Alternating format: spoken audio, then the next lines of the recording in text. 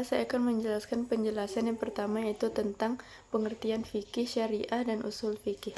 Berikut adalah penjelasan tentang fikih. Fikih adalah ilmu yang mempelajari tentang hukum-hukum syariah yang bersifat praktis yang diperoleh dari dalil-dalil terperinci seperti Al-Quran dan hadis. Syariah adalah hukum dan aturan yang ditetapkan oleh Allah Subhanahu wa Ta'ala yang mencakup seluruh aspek kehidupan umat manusia, baik yang berkaitan dengan akidah atau keyakinan, ibadah atau ritual, akhlak atau etika, dan muamalah atau hubungan sosial dan ekonomi.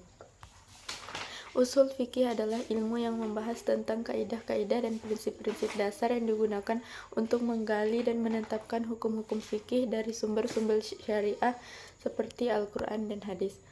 Dengan memahami fikih syariah dan usul fikih, umat Islam dapat lebih memahami bagaimana hukum Islam dibentuk, ditetapkan, dan diterapkan dalam kehidupan sehari-hari. Penjelasan yang kedua yaitu tentang pembagian fikih. Fikih sebagai ilmu hukum Islam yang mengatur berbagai aspek kehidupan umat manusia memiliki pembagian yang luas. Pembagian ini membantu mengorganisir dan mengkategorikan hukum-hukum sehingga lebih mudah dipahami dan diterapkan. Berikut adalah pembagian utama dalam fikih. Yang pertama yaitu fikih ibadah. Fikih yang mengatur tata cara beribadah kepada Allah, termasuk sholat, puasa, zakat, dan haji. Yang kedua, fikih muamalah, yang mengatur hubungan antar manusia dalam aspek kehidupan sosial dan ekonomi, termasuk jual beli, sewa menyewa, pinjaman, koperasi, dan kemitraan. Yang ketiga, fikih munakahat, yang mengatur masalah pernikahan dan keluarga, termasuk pernikahan, talak atau perceraian, nafkah, warisan. Dan yang keempat, fikih jinayah, mengatur hukum pidana dalam Islam, termasuk hudud, kisos, diat. Yang kelima, fikih siyasah, mengatur tata negara dan pemerintah. Ini termasuk khilafah, hukum perang, hubungan internasional. Dan yang keenam, fikih adab. Fikih adab mengatur tata krama dan etika dalam kehidupan sehari-hari, termasuk etika makan dan minum, pergaulan, kebersihan, dan kesucian.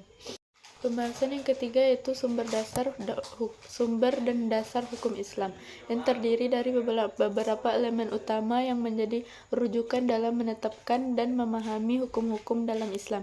Berikut adalah penjelasan mengenai sumber dan dasar hukum Islam. Yang pertama Al-Quran, yang kedua hadis, yang ketiga ijma atau konsensus ulama, dan yang keempat kias atau analogi. Ada juga sumber dasar hukum tambahan seperti istihsan, maslahah mursalah, istihsab, dan urf atau kebiasaan. Baiklah, penjelasan yang kelima yaitu tentang asas-asas hukum Islam. Ada asas-asas hukum Islam.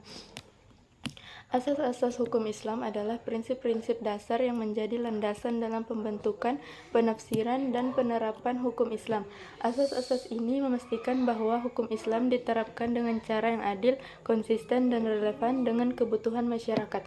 Berikut adalah beberapa asas utama dalam hukum Islam. Yang pertama, asas keadilan. Yang kedua, asas kemanfaatan. Yang ketiga, asas kesetaraan. Yang keempat, asas kebebasan. Yang kelima, asas tanggung jawab. Yang keenam, asas kepastian hukum.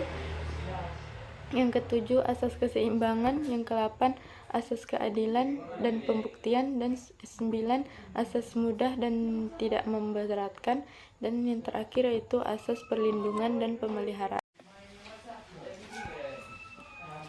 Selanjutnya, penjelasan tentang metode penetapan hukum Islam atau ijtihad adalah proses yang dilakukan oleh para ulama untuk menentukan hukum yang belum dijelaskan secara eksplisit dalam Al-Quran dan hadis. Berikut adalah beberapa metode utama yang digunakan dalam penetapan hukum Islam.